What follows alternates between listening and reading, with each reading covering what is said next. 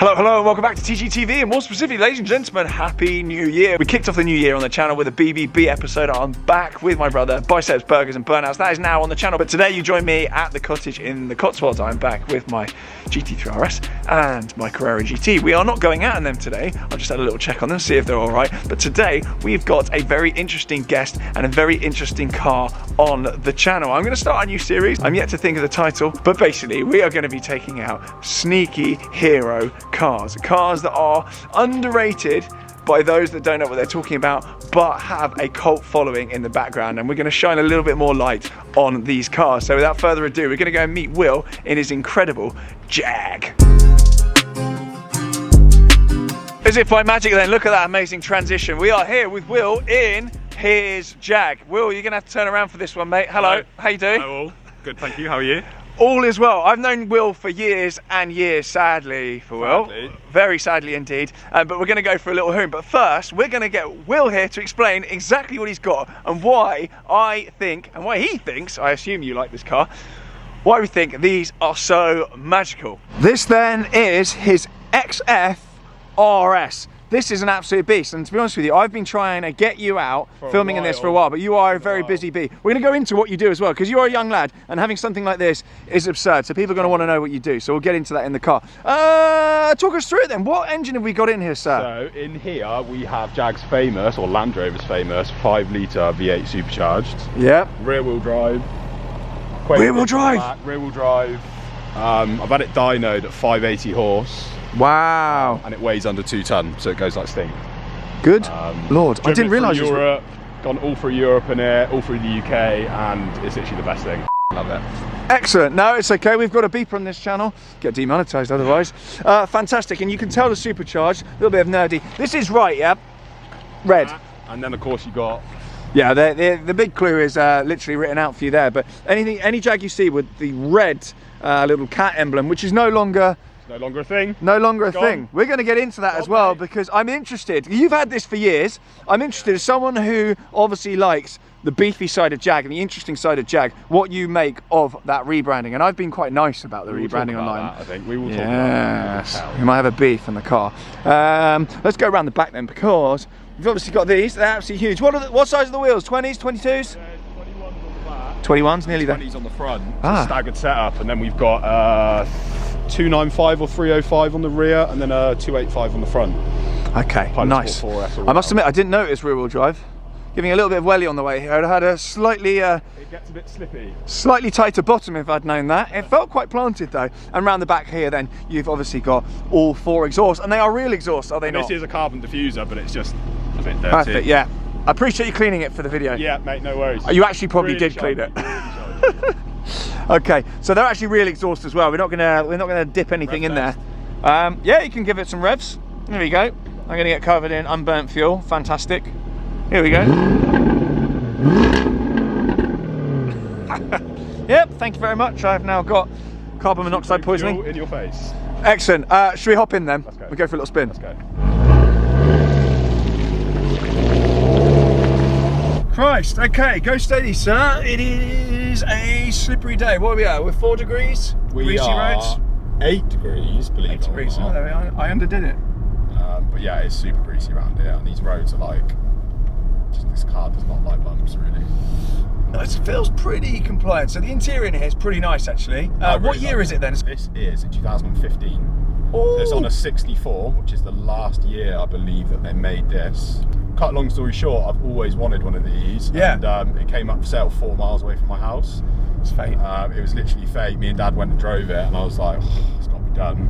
100%. Didn't realise how rare they were. They only made 61 in the world. And apparently, according to Google, there's 6 white ones in the world. That's it, 6. Was that split into right and left-hand drive? Did they make these for other markets? Only for the UK market? So there is right and left-hand, but that's 61 across the world. So there's supposedly 18 or 19 in the UK, and then the rest are in Europe and America. Oh my God. And I know, shouldn't really say this, but one of them crashed on the M4 about a year ago, red one. Yes! And I've robbed a load of bits off of it. Not robbed, bought them off a breaker. But yes, there's one less now, so knows how many there really are. Wow! had no idea they were that rare. But Honestly, thinking about it, I can't remember the last time I saw one of these. Will not see one. There's one that I've seen recently in Mayfair in London, which is that electric blue or French racing blue. Yeah. Which is like the most common colour for one of these. There's one in London, but other than that, I don't really know of any others. Because you've got the XKR. Rarest as well, which is basically two-door coupe. One of these, but it's got a different gearbox, 6-speed instead of 8. Okay. And less power, I think, but it's basically the same car. Okay. Yeah, I must admit, I'm not fully up on my Jags.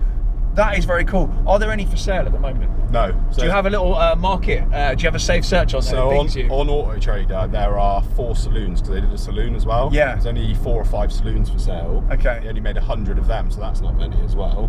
And there's never been one of these for sale on Auto Trader. It's collecting cars or auctions, basically. You will not find Wow. Them. Okay, let's talk numbers then, because you actually funded this with Charles and Dean. I did. Hey! Big up Charles and Dean. Yeah. And how much did you pay for it? Are you willing to tell everyone how much? I am willing to tell everyone. I paid £35,500 for it. Nice. And since the rebrand then alone, you've had a few offers on it? I have. I've had offers over 40, but nice. Realistically, I will never sell this. If I can help it, I'll be keeping it. Yeah, that's always the financial aim, is never to need to sell anything. That's the goal. Never sell the toys. He who dies with the most toys wins. Yeah. Okay, that's very interesting then. So, presumably there is a figure. If someone approached you and said, I'm going to give you X for the car, what could get you out of it? If someone come and slap 50 grand in my hand, I'd probably let it go. Okay. Okay, well, you've heard it here. 50 plus maybe, but... 50 plus, it's gone up already. It's gone up, just a little bit. But really, it'd take a lot for me to get out of this, I think. Yeah, depending on the time of the month you arrive with the offer. Yeah, I don't know if all my invoices have been paid by you or not. Fat chance of that, mate. They go in the special filing cabinet. Okay, so that actually brings us on to how we know each other. I know Will because Will has been dealing with me, unfortunately for him, on my place out here in the Cotswolds. So some of you will have worked out by now, I actually live across not just one place, I am across a multitude of places. I'm like a snail. I have my home on my back most of the time. And my place in the Cotswolds, Will actually kindly looks after. So he specialises in pretty much everything, really. There's not much I've thrown at you can't do. Pretty much anything interior-wise on your property. We specialise in gas and plumbing and heating, but we also do full house renovation, so bathrooms, kitchens. Yeah. I can get people in to do your carpets, carpentry and stuff like that. So we're kind of a one-stop shop for the interior of your house, really. I'll leave his company details below. This isn't an advert for him, by the way. It's just explaining what Will does. So very hard-working chap, and it's kind of all ours, really. I just sort of messaged you, and unfortunately, you replied. I don't. I'm sorry. Yeah. No, it's fine. We met at Fruxton, didn't we? At Rinse Charity Day. We did, yeah. So I think you were aware of me before we sort of started doing sort of more sensible related stuff and me paying invoices and things. But yeah, Will's always looked after me. So, and we always chat about cars. You don't just have this though, do you? You are a moron in terms of what you buy. Like you are a very silly sausage because you've also got a C5 RS6, proper RS6, which is going to be the death of me, I think, because I've already spent a few quid on it. And it needs a few quid more. They are notoriously quite expensive to maintain, are they not? What's your biggest, most shocking bill, and do you know what? This doesn't sound too bad. A couple of grand. Really? Yeah, okay. I think it helps a bit like you know people that can help you. Yeah. So I think if I was to take it to a proper Audi specialist or whoever, main dealer, the bill's probably going to triple. Yeah. But because I know people, a bit like you, it's just really minor things. Like I did brakes all round, big service. Yeah. Put Bilsteins on each corner. Oh, nice. I'll overlay pictures of it, by the way. You're gonna have to WhatsApp me. This has Bilsteins from factory. Oh, really? Yeah. Which is Fact so of cool. the day. Fact of the That's day. really cool. Some of you may well recognise where we are. We are on Mr. Metcalf's What's this clown doing? route. What on earth are you doing? What's going on? Countryside nonsense. Let's try and film this lady. See what she's doing. Where have I got my iPhone? Here we go. We've got someone just in the middle of a main road. I mean, there's people with hazards on down there. What is going on? She's unhappy. She's very unhappy. What have we got? Like goats in the road or She's something? saying stop. All right, we're being ushered through. I'm going back down there. Chaos. I'm going that way. I mean, whatever she's doing. What? You're a countryside guy. What could that likely have been? I don't know. cow crossing, sheep crossing. Chaos, that's right. Yeah, literally chaos. Speaking of chaos. So we are on Mr. Metcalf's, I was going to say test track, but it's not a track, it is a public road. Quite a testing road really. It's good for seeing whether vehicles are compliant over bumpy surfaces. It's bumpy but without fear of splitting a tyre. There's no potholes or anything, but it is a fairly undulating surface. Just like that, the whole way down. What's the plan then with your Audi? Plan is with the Audi, now I've spent a bit on it, is to, again, I've had some pretty good offers on that compared to what I paid for it, but just to use it really. Nice. I've kind of given this to my dad. I just sold one of my vans, so I've just got another van. Yeah. I've given this to my dad for the time being, because my dad's just retired. So just use the Audi really. I use it to go for haircuts, shopping, all that. The important stuff. The important stuff. Your dad's living the dream, retired, barreling around in one of these. He is living the dream, mate. I hope I have a son like you. He said to me today, you went, tell Tom not to stick it in a ditch. I was like, it'll be fine, Dad, don't worry. It wouldn't be fun if I was driving. No, I'm actually pretty boring behind the wheel. Me too, really. I'm sure he's watching. Hello. We've met, by the way. My dad unfortunately met me as well. Patience of a saint. Yeah. With me especially, I tell you. Yeah. Now he's put up with me for so long, to be honest. Maybe that's why he's retired. Giving him a jag. I'd put up with you too. Nice. Any other cars on the horizon then? Because you've clearly got an eye for buying very, very silly, special, rare cars with large engines and potentially huge bills. So what's quite cool about this one is Jaguar have warranted this since I bought it. Yeah, I was going to ask you about that. Yeah. So I've had this 4 years now, believe it or not, and then they've just given me another 3 years extended warranty. You can extend the warranty on these to 140,000 miles, which is crazy. Mileage now being? Mileage on this is, let's have a look. I think it's like 96 something. 96k, lovely stuff. 97, just clocked over 97. Worth. So, worth, big worth. And you bought it with? Bought it with 68, I think. So I've driven it quite a bit. 4 years, that's not so bad. All through Europe and nice. Just having a lot of fun. Any major issues with it? Has it ever let you down? It has. Good stuff. JLR. Yeah, JLR. To be fair, these engines are bulletproof if you look after them. Yeah. Everyone slates these SVR lumps. They're really, really good as long as you look after it. But yeah. I've had a diff go. That was, if I didn't have warranty, that would have been 5.5. Yowzers. Yeah, so that would have hurt. That was covered under warranty. That was covered under warranty. Usually warranties, I know the Ferrari warranty, they charge you $4.5 a year for it. On my Lusso, it's $4.5 grand. And on the whole, they try and wiggle out most things. So they're pretty good about warranty. They've been really good to me. I think because I've continued to get it looked after there, I think they've kind of just like... At Jag. Yeah, they've just kind of just like looked after me really. So in many ways very lucky, but... Price on the warranty then? What would the price be thereabouts? I think for 3 years I paid just under $2,000. Okay. Which is pretty good. That is really good. And again, I've had probably 10 grand's worth of work done on that warranty. Yeah, so nice. It's good to know. Paid for itself. Well done, Jag.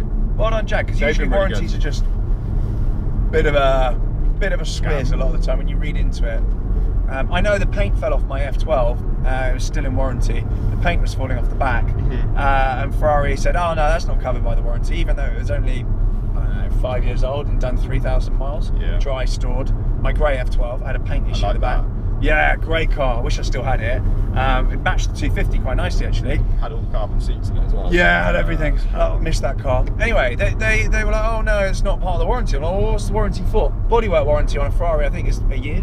You get 12 years on a VW Polo. That's ridiculous. Anyway, I digress. But they wanted 17 grand to respray the back of the car. In the end, I twisted their arm slightly on it. But we're getting off topic. Good. I think that's that then. Any other business? What have you got? What do you want to buy next? Obviously, there's something on the shopping list next. I do have another car, which is a S14 Nissan 200SX, which is like an old school Japanese drifter. Yeah, okay. So I got that as well, but that's currently sat rotting because I need to put a lot of money into it. Oh, you've already got it? I've already got it. I've had that. Are you animal? 10 years. I've had that a real long time. That car. And that's rotting. And that's rotting, yeah. So would you take a bid for that? I would take a bid for that. You've not exactly sold it, but it is rotten. So get out you pounds and pennies, and we'll see what we can do. What else have you got that you want to get? Is there anything you want to buy? So if I said, right, here's 200 grand, what are you buying? Not with the whole 200 grand, but just you give you a bit of a cash flow. We were speaking earlier about the RSQ8. I really like the RSQ8 because I just think they're amazing. Great. They are so good. I don't really like the look of the Urus that much. No, they're for bell ends anyway. They are cool, but I just think the RSQ8 just does it so much better in my opinion. Same car, but I don't know. You can't have an Urus without buying those horrible Louboutin spiky trainers and wearing like a Diamante t-shirt. Yeah. I'm getting myself in trouble here, aren't I? And you've got to be 5'3". Yeah. I'm 5'6", so I can say that. They're all rentals anyway, half of them that you see. Just the Urus is just such a bad vibe. It's a great car, don't get me wrong. Still doing overs. Such a bad vibe. I think the market has tanked on them slightly because there's now older ones out there. Yeah. But they're still strong money. But then I think a real good car at the minute to buy, big up JLR, apart from getting stolen, is a facelifted SVR. Yeah. What your brother had, they're like 40 grand. Are they? It's ridiculous. And they're not quite as unreliable as the rest. I found one, an all black one with carbon bonnet, all the bits and bobs on it for 42 with 13,000 miles on it. And I'm thinking, what? What a car. 13? Yeah, 13k on the clock. I'm thinking to myself, I could happily chop in for all of them. But wow. They just get nicked, that's why no one wants them. Yeah, not with an IntelliPost, mate. No. Plug. Yeah. You'll also pay, you do IntelliPost as well? Yeah, we do.